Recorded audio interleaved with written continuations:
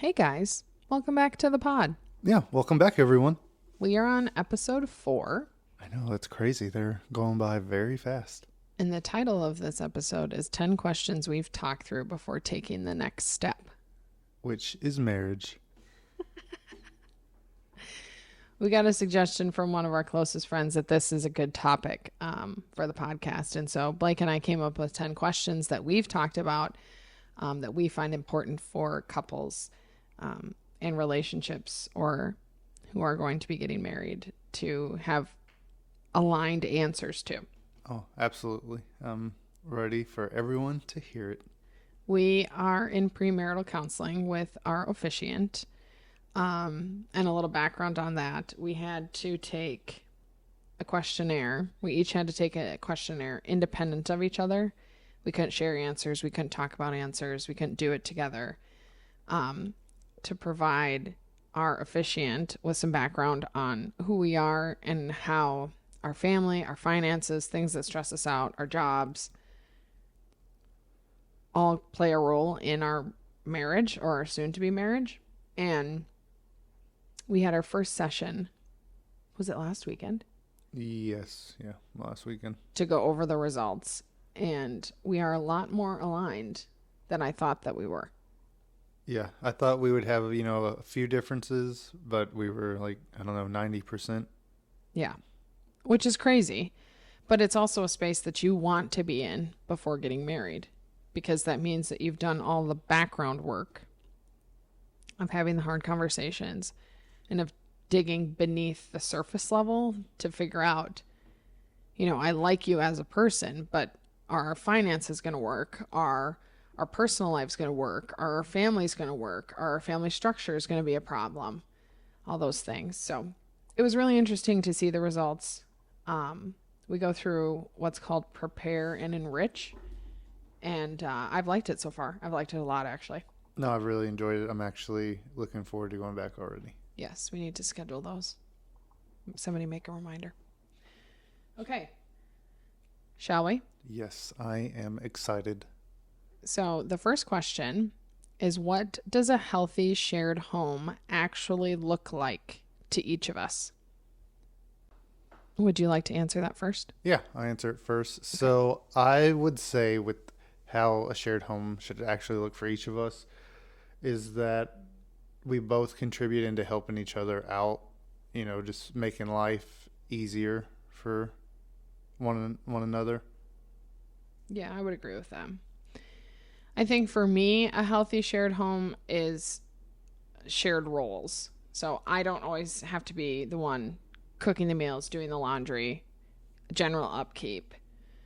I think that participating in those together, I think, creates a level of connectedness, but also shows that I don't have to be independent, or I don't have to bear all the household weight as well as all the other weight, if that makes sense. Oh, yeah, no, it totally makes sense. So like what you said, but just in a different way. Yes, absolutely. And to also acknowledge that, women especially see online on like TikTok, Instagram, Pinterest, these very picturesque lifestyles of, the house is always kept up and they drive these amazing cars and they have all this money and amazing clothes. And that to me is not what I would say is important. I would just say that we have the connectedness, we share the responsibility, and we make our house a home by our definition. Yeah, it's very well put. Yeah. Number 2, how do we each define fair when it comes to responsibilities? I would say to talk it over and see like where the fairness is in the first place, and then just take it from there. So what do you define as fair? Okay, we'll just do an example. Say you were like, oh, can you do the dishes? And I liked doing dishes, and that would be fair. And compared to, like, say someone didn't like doing dishes, then they'd be like, they would be a hard time, I guess, for them to do. So you're saying what's defined as fair is based on what you have an interest in? Not necessarily. Just Because I don't have an interest in doing laundry, dishes, cooking, cleaning. And it's not like I don't do any of those things, because if I'm being totally honest, I do love to mop. I do love to clean. And I keep a very clean place. But what Blake and I talked about is looking ahead, that if somebody has more time in their day, more flexibility, and there's A, B, C, and D that needs to get done, the person who has the more time or the larger amount of flexibility should tackle those projects, not necessarily complete them all, but tackle them so that the person who doesn't have as much free time or doesn't have as much flexibility is able to come home, unwind, and not have to worry about all of the other things that need to be taken care of. yeah. So I would say, though, that I'm big into shared responsibilities. I don't feel as though I need to carry all the weight for everything. I shouldn't have to carry all the weight for everything, especially in a marriage and a long-term partnership. But I don't also think that we need to divide roles. Like, Blake's role is going to be laundry all the time. Blake's role is going to be unloading and reloading the dishwasher all the time. I don't believe that that's a way that we want our household to function. No, not at all. I do like the shared roles. Yeah. So to answer that question, we define fair as deciding, okay, A, B, C, D needs to get done.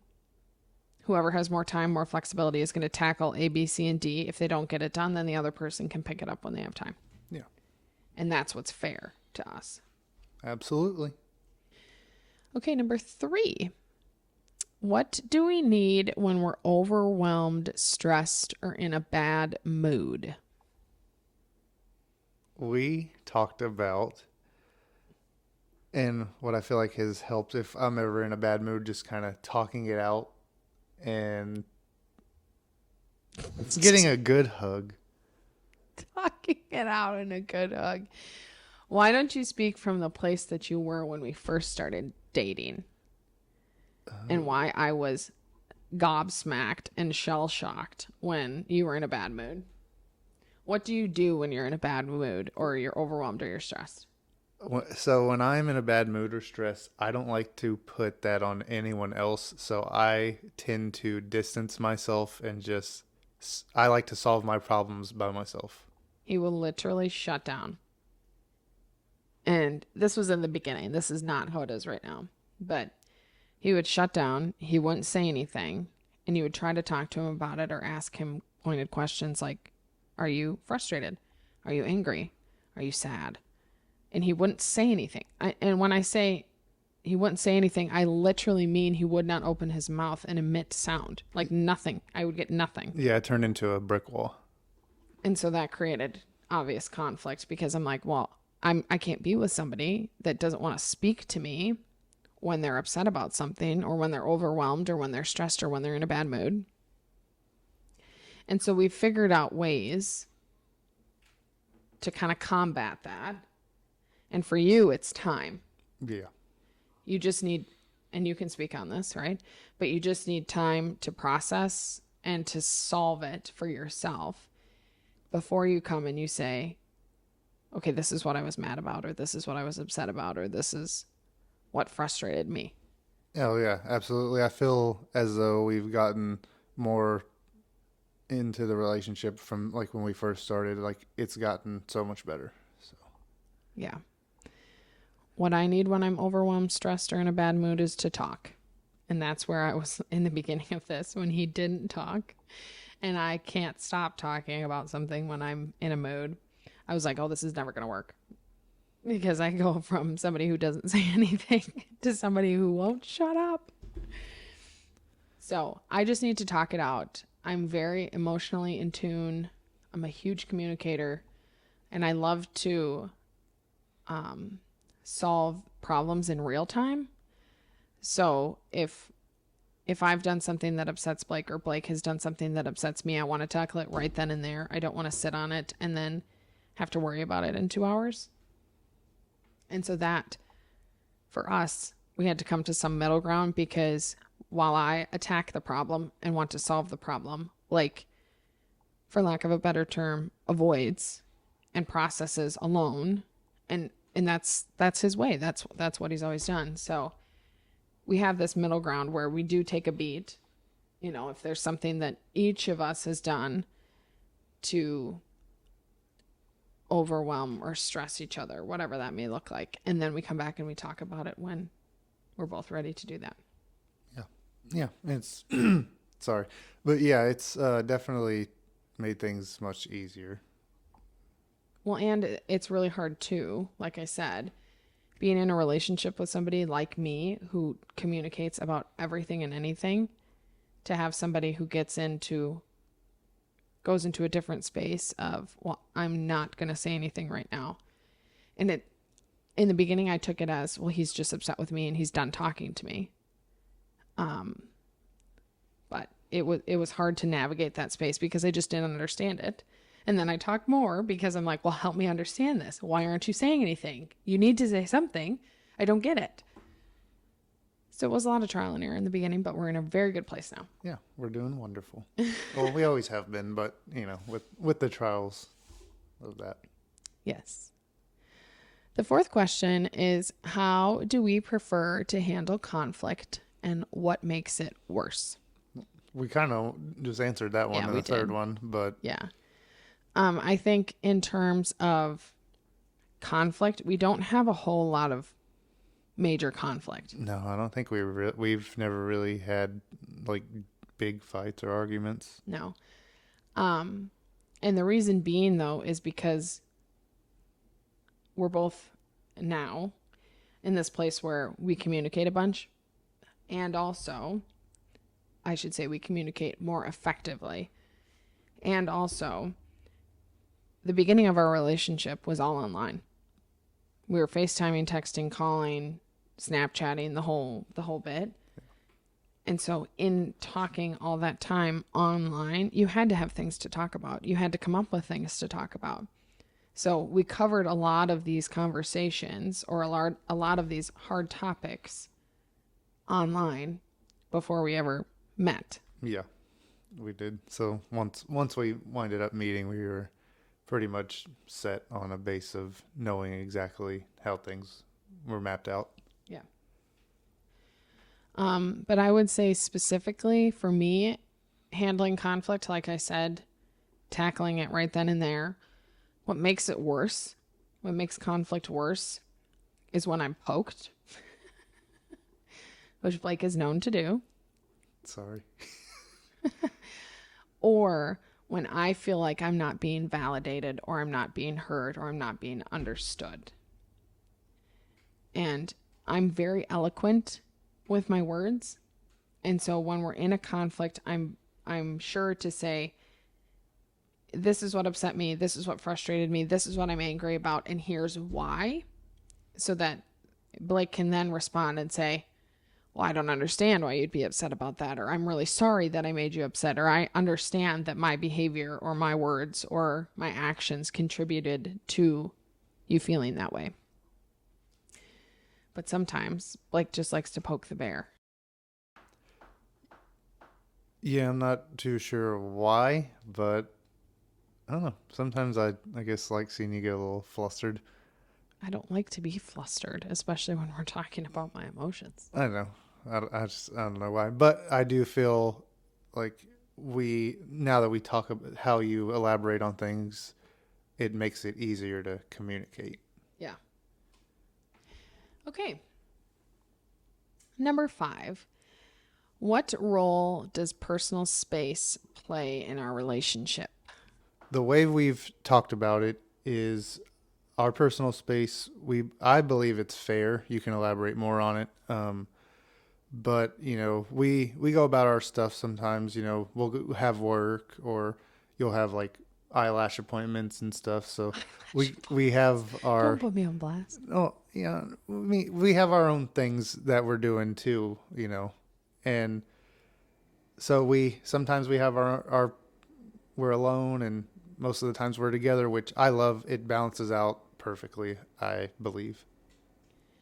Yeah, my work schedule is a little bit different. I work early afternoons to late evenings, whereas Blake has a typical, what I would call a 9 to 5. It's not 9 to 5, but it's typical. What you would expect for people who work jobs. Yeah. Mine is not. So I have my whole day usually to myself, whereas Blake has his whole afternoon and evening to himself. And so I think it does balance out in that I get my time, he gets his time, and then when we're able to have time together, we spend it together. Absolutely. And I love it. Yeah. But I think that in terms of answering this question, personal space is not, I wouldn't call it a priority just because we get it so naturally. It's just ingrained into our schedules. But it does play a role in our relationship, and we're able to, like Blake said, balance both personal and relationship space. Absolutely. So, number 6. How do we each approach money, and where are we different? I think we each approach money in a smarter way than we have before. And in Blake moving to Minnesota, he understood the value of a dollar, I think, because Minnesota is much more expensive than Texas. And so when it comes to approaching money, I mean, we are planning and paying for a wedding. And so we have to be intentional about paying bills, paying for deposits, paying for things for the wedding, but also saving. Absolutely. And so it's been this balancing act because we were in a relationship for a while, and then we got engaged, and then it was boom. Okay, all this money needs to go towards the wedding. And so it really has been, how do we want to spend our paycheck? How do we have to spend our paycheck?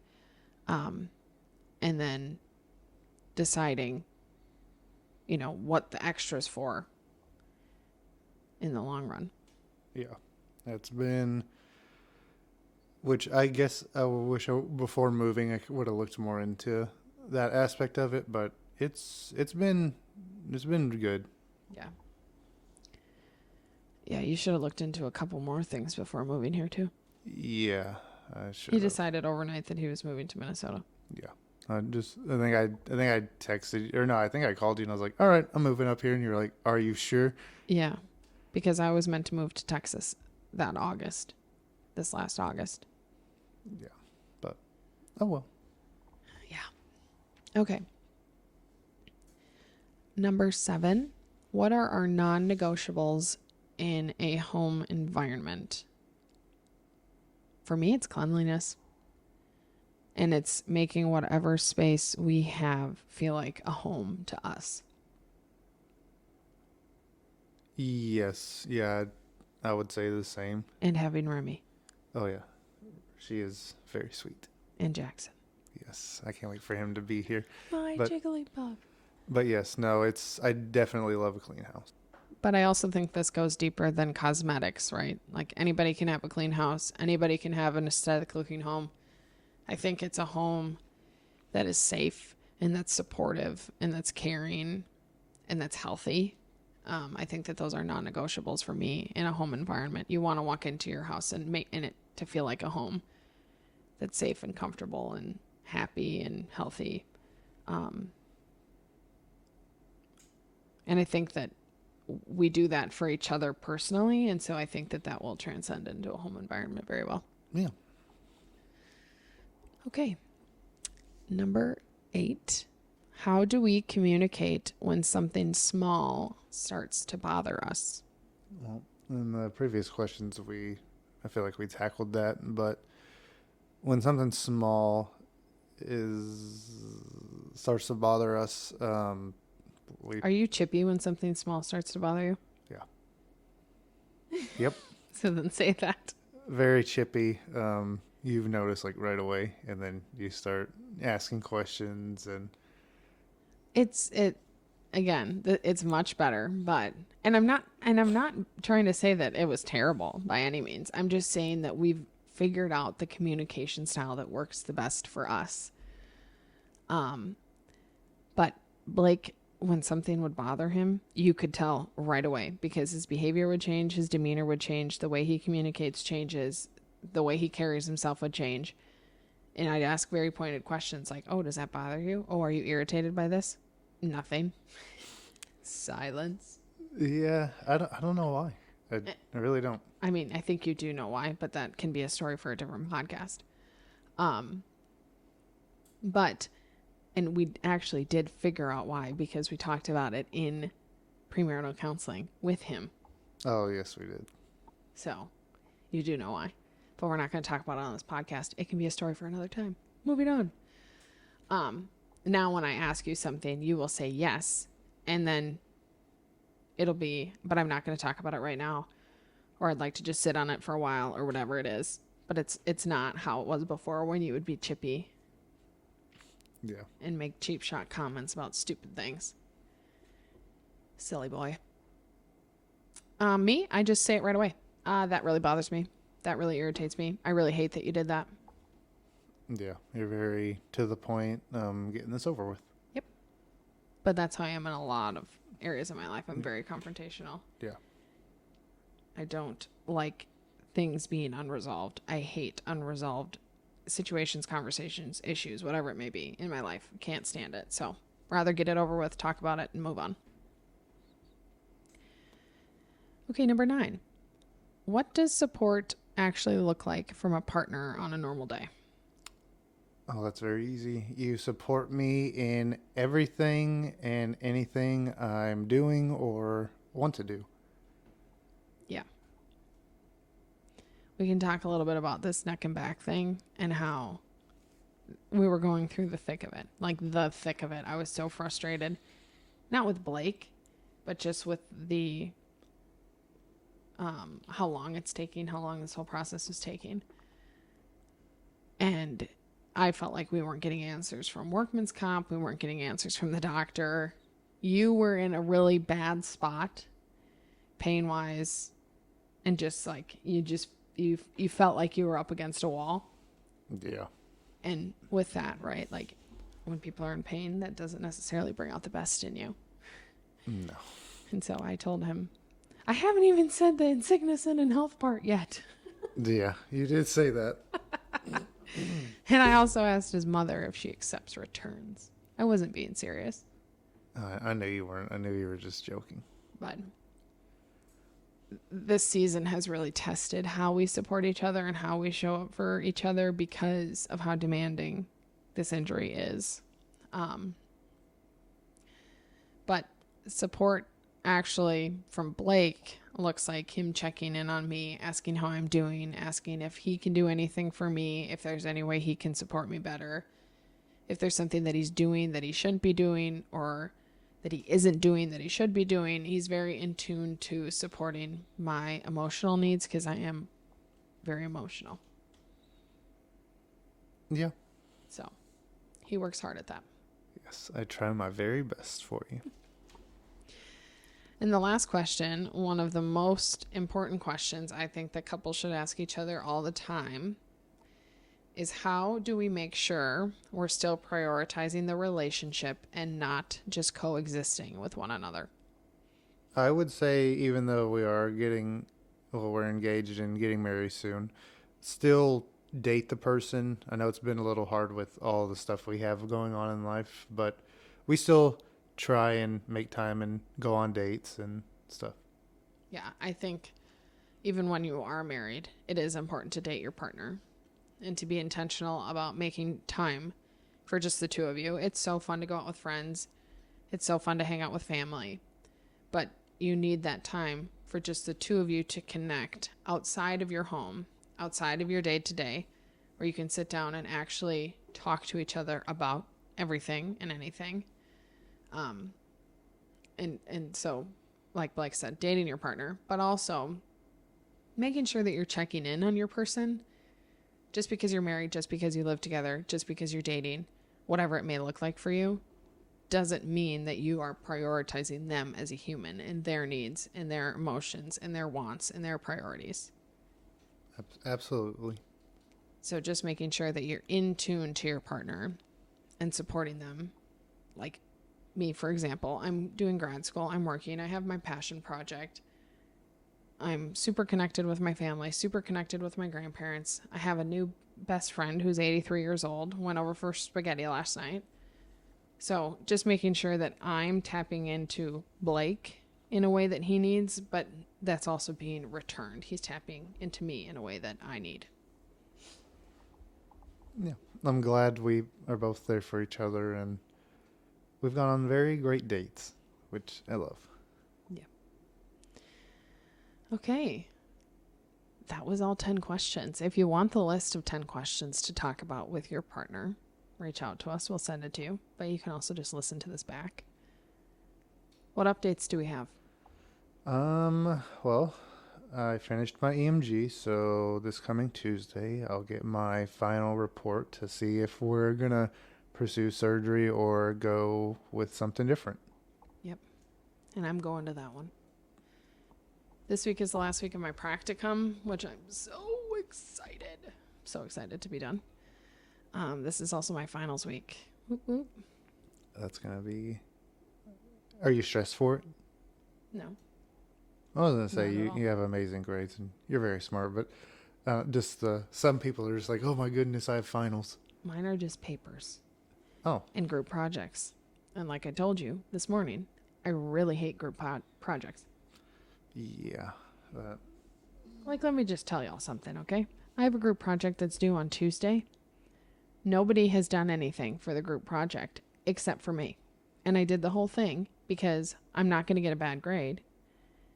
And also, it needs to be done. And I just don't understand how people can be in a master's program and not check their work or check for assignments. I don't get it. Yeah. I don't. I mean, I had good grades, but I just, when I was doing college and we had a group project, I was trying to figure out my role, and I'd ask questions for weeks and no one would give me anything. I'm like, well, how am I supposed to get this done? Let me tell you all something else too, okay? I had a meeting this morning because I have 2 group projects. I did my part, and this group was actually pretty easy to work with. But I did my part. They did their part. And I said, I'm just going to read over it before we submit it because a lot of people use AI. And there's a way to check online if you're using AI or if there's AI text in your writing. And so I was like, okay, I'm going to check this, right? I'm going to copy the whole paper and I'm going to submit it to see, not submit it to the professor, but put it in to see if there's any AI plagiarism, whatever. I go to look and she already submitted the paper. And then I go and look on the plagiarism thing and her entire paragraph, plagiarism, generative AI text. This looks like AI. I'm like, oh my gosh. No wonder she wanted to submit it so quick because she didn't want to get caught. Yeah. So I have the report, the AI report. And if I catch any slack about there being AI in the paper, I can just send her the report and I can also show her the edits. I come very prepared for this kind of stuff, especially with group projects. Yeah. I'm not in that boat, but I will say Really? You're not in grad school? No. It's just me? But I'm not big on AI. I have not been a fan of AI. Like, I know it helps some people with questions and stuff, but since it's come out, and I've just never been a big fan of it. It's just very overused, I think. Very. Yeah. So, anyways, you can look for this video on Monday, April 27th. And as always, if you have any comments or questions or suggestions, please reach out to us. There's literally only one person that has. Yes, and we appreciate it so much for giving us a topic. And there's so many of you who view the video and don't like it. That's rude. Yeah. It is what it is, I guess. What? It is what it is, I guess. I'll call people out. I don't care. But we love you all. Yeah. You could just like it or comment. Actually, my sister comments quite a bit. Yeah. She keeps us in line. She keeps us on track. Yes, we appreciate you. Miss Maddie. But yeah, we have Sunday night dinner tonight. We're very excited for that. That's all for this week, people. We appreciate you all so much. We're looking forward to the next podcast. We'll talk to y'all soon. Bye.